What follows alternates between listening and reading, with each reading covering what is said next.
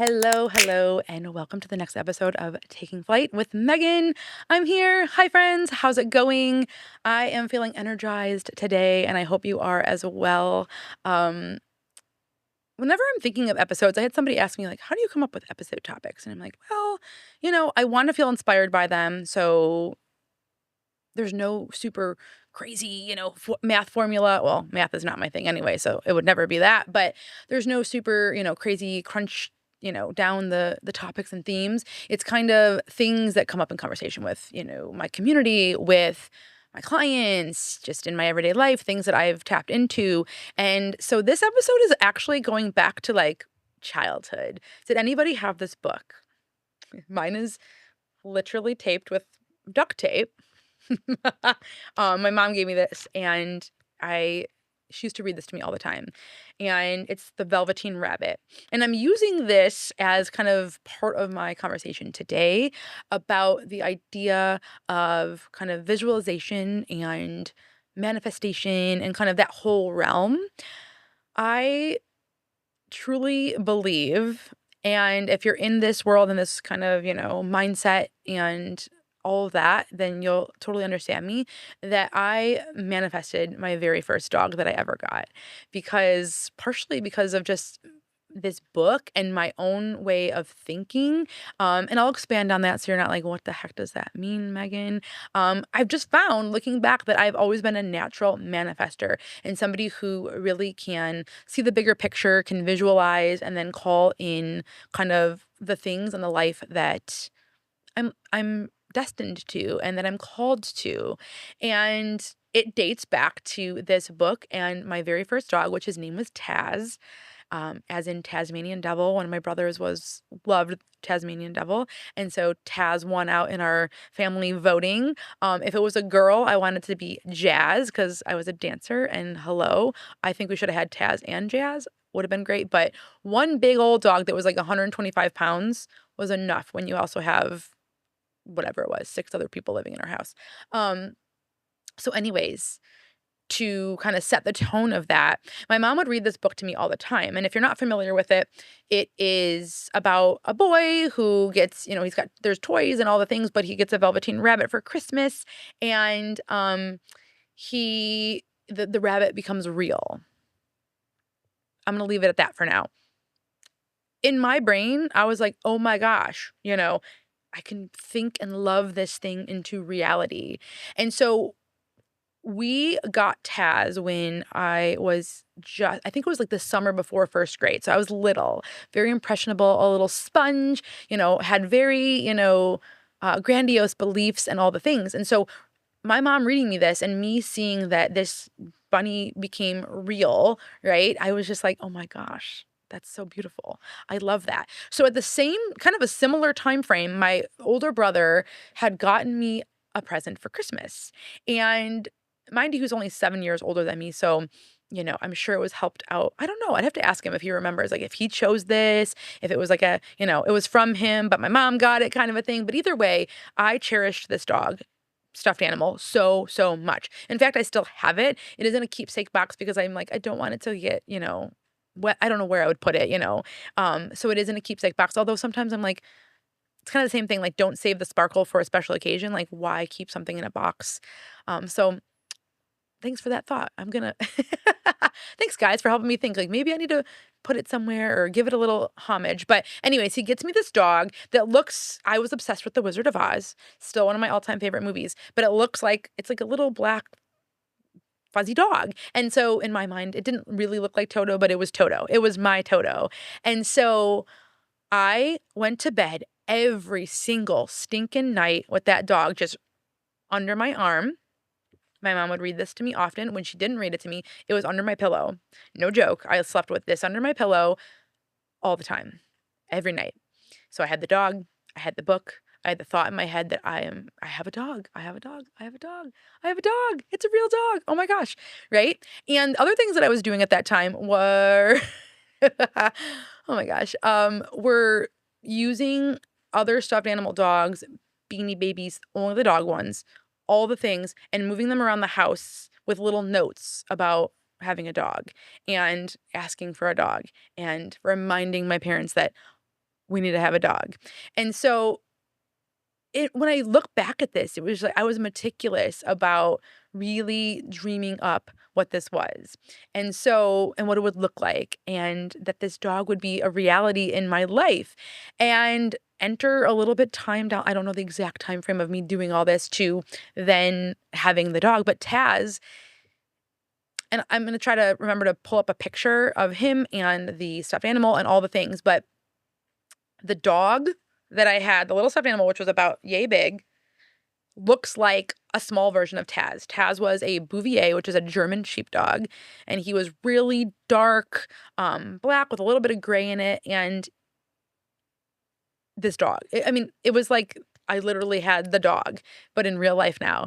And so I've been thinking about that a lot lately. Is like, are we just truly more tapped in as kids into kind of being open minded into what something can be, should be, will look like? And we're like at our heightened space of manifestation because we don't have all the other stuff of life and bogged down by the naysayers and the this and the that. And I don't know. I don't know the answer to it, but I just found this conversation interesting, to kind of open up that. Like, how do we tap into that, right? If you're into this world and you want to work on a mindset that is open, right? How do we do that? And how do we tap into that? Because it's just like, this is where it started for me. Other times where it's been very evident that my mindset has brought in something was I stole someone's job once, literally in my mind, not in real life, but technically, like, kind of did, but not in that same, like, in the stealing vein. That doesn't, that's not good, right? But I kind of, in my brain, I was at a time in my career where I was in a position, and I'm going to keep it kind of vague, but I was in a position where I saw the next, like, layer that I wanted to be able to do and support and bring to life within the organization I was working with. And I kept seeing myself, like, literally being at their desk because I had been in their office and I'd been there, and I just saw myself kind of moving through into this portion. I knew what I would do with that job title and with, what came with that, and how it would look and what it would feel like, and how I would inspire the families and the people that I was working with, and all of the things. And I also kept feeling this, and whether it was instinctual or I was manifesting it, sometimes I think it's a little bit of both, right? I kept seeing her quitting, and I kept being like, I just feel like she's gonna quit. Like, she's quitting soon. I just know it. And this is gonna be open, and then I'll be able to, take a stab at being, being in the running for being in that position, all the things. And sure as all get out, not too long after, she had quit. She no longer existed within that organization. And she was there a very short time. And I just knew the energy and the vibe wasn't quite right for what I envisioned for all of it. And then, you guessed it, I took that position. And then I ended up taking another position within that as well, because I just kept seeing and feeling into that. So what is that? Like, what is, we have so many conversations, and I was kind of, how do I bring this to, the podcast, to the channel? And it's just the same old conversation. But I honestly don't think there's a right answer of that. I think it was just me kind of wanting to share this kind of almost naivety around it. Like, it doesn't have to be so complicated. People are like, if you do this, this, and this, and you can manifest your dream life.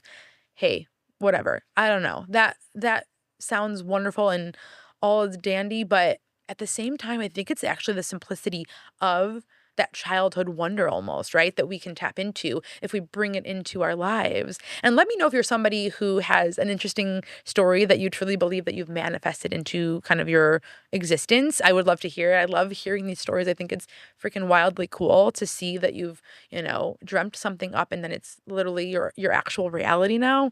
How cool is that, right? And can I take a moment really quickly for anybody who's either new to this or it doesn't feel like it always kind of works in the way that you want it to.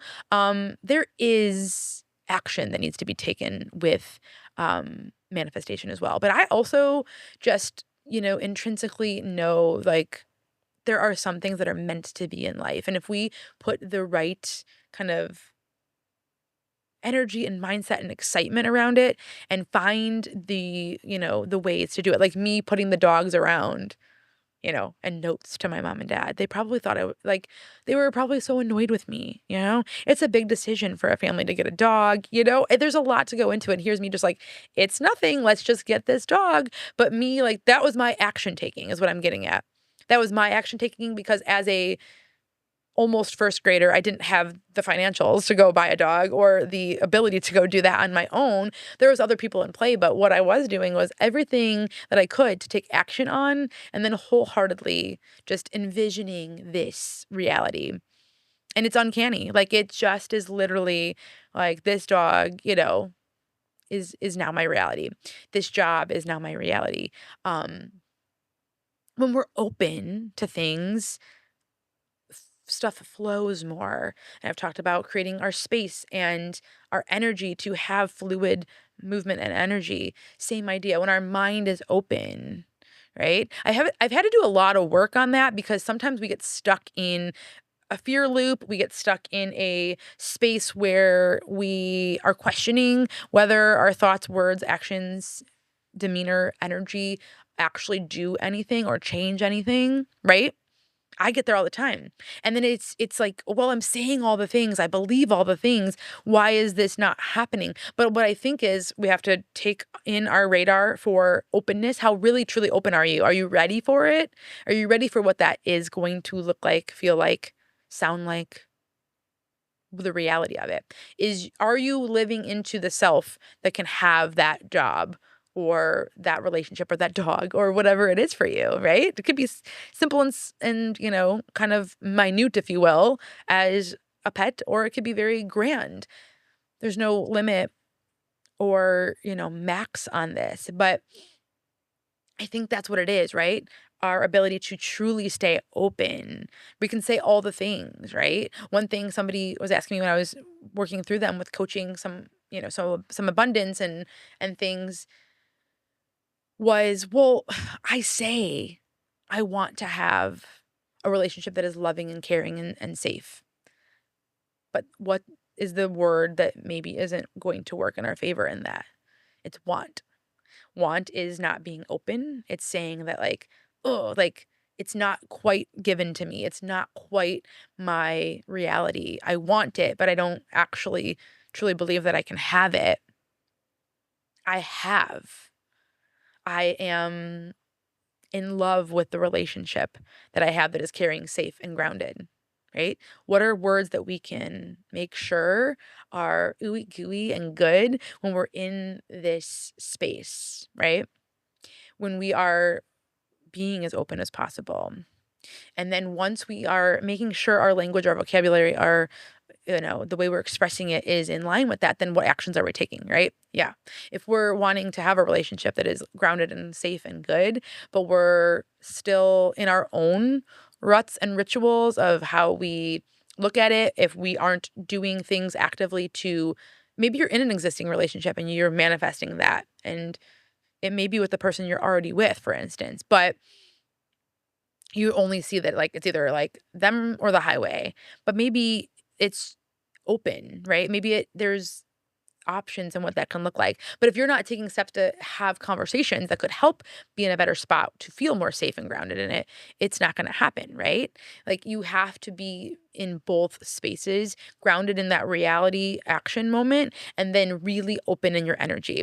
And I think that's absolutely the thing that gets missed all the time. And when I'm not feeling open and grounded in my energy and I'm like, "Ooh, I just feel like I'm shutting off here or I'm feeling like this isn't possible for me." Guess what I do?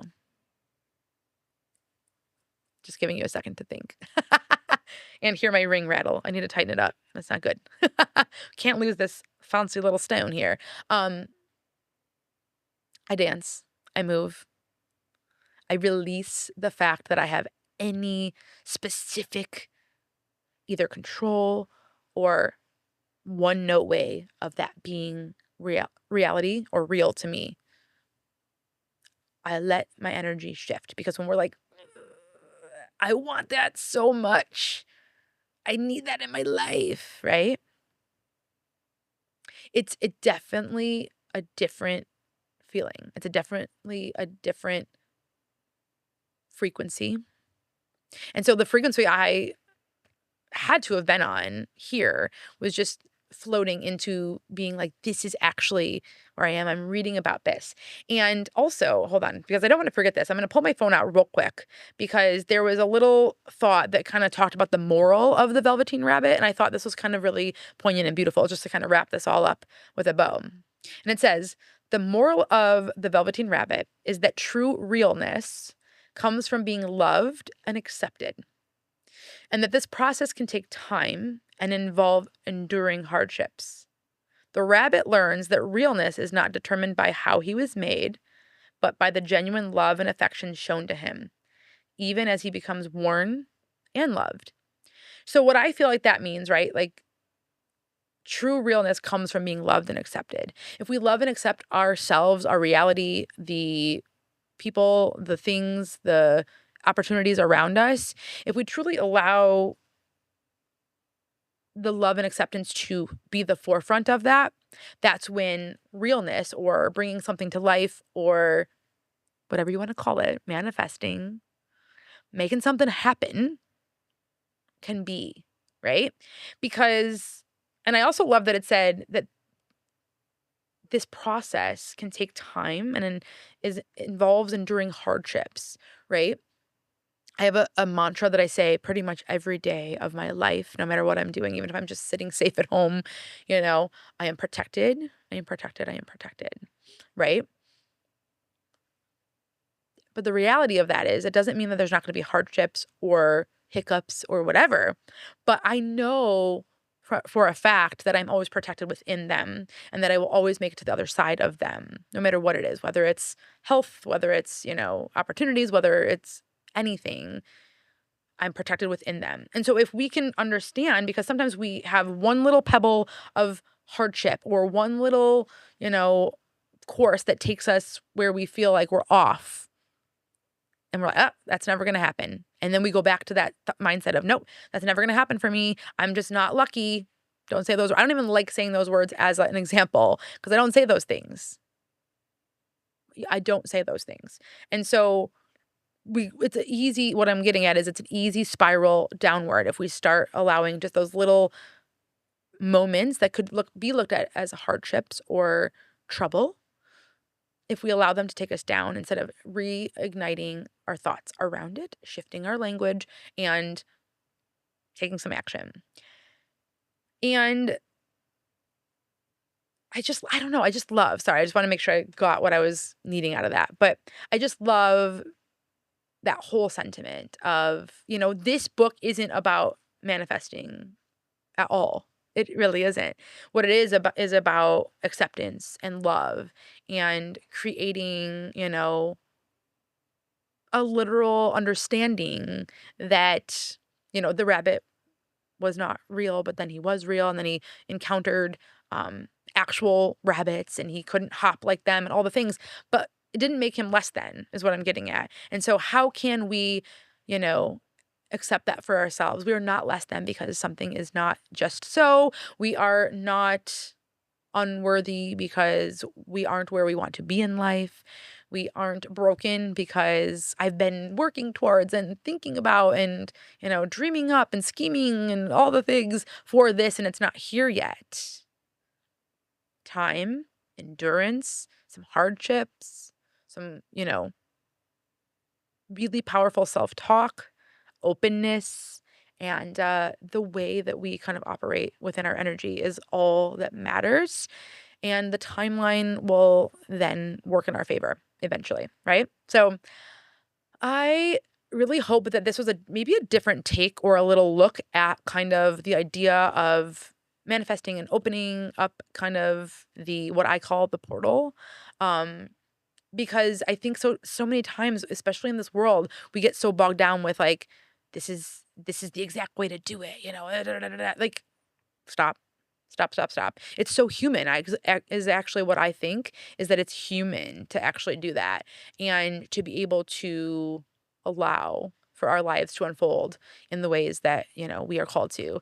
And so I really hope that it does that for you. I hope it knocks it down a peg and just takes it down to kind of tapping into who you've always been. Literally, I've been the same person since the Velveteen Rabbit. I'm still the same dang person. Just over here knowing that my dog is gonna, just come to life and be real.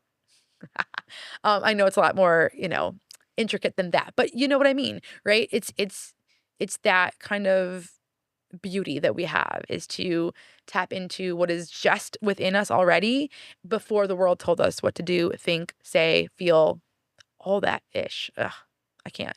If I can undo all of that, I would in a heartbeat. But here we are. We are up against all the different things and the thought processes. And one last little thing really quick. If you are somebody who is kind of in this world, but you're kind of feel weird about it, because I still feel weird about talking. Like, I'm not gonna lie. Like, talking about this was kind of like, I wanted to hide a little. It sounds like, what is she thinking? Does she really, whatever. I'm not gonna go down that rabbit hole because, no pun intended, because it's a bunny, right? Not gonna go down that rabbit hole, but what I'm getting at is this. If you are somebody who's in this world full-fledged and you still have doubt, if you're on the teetering, like, I kind of want to feel more open and at least lighter in my life, and I want to understand how I can bring that in. Or if you're on the other peg, like, maybe you've begrudgingly listened to this episode because you're like, none of that. It's all just grit and grime, and that's the only way to get to something. Wherever you are on this spectrum, I agree with where you're at, and I understand that all of it is beautiful and good. But if you listen to this whole episode, there's something about it that is intriguing to you, I would have to imagine. Either that, or you just, want to hear this lovely raspy voice of mine. But anyways, it must be some sort of interest to you. So see what it means to kind of dig into it more and not feel ashamed of it, is what I'm really trying to say. And because it can feel weird, people will look at you like, that's the way you think, or, oh, that's just naive, or whatever it is. But being open and pure and kind to the way that you kind of move about the cabin in this world, I think is beautiful. And so allow that to be your truth and whatever it looks like for you, my friend. So enjoy, and let me know. Again, I want to hear if you've manifested some interesting things in your life and what they are. Drop it in the comments, send me a DM. I want to hear it. Let's share.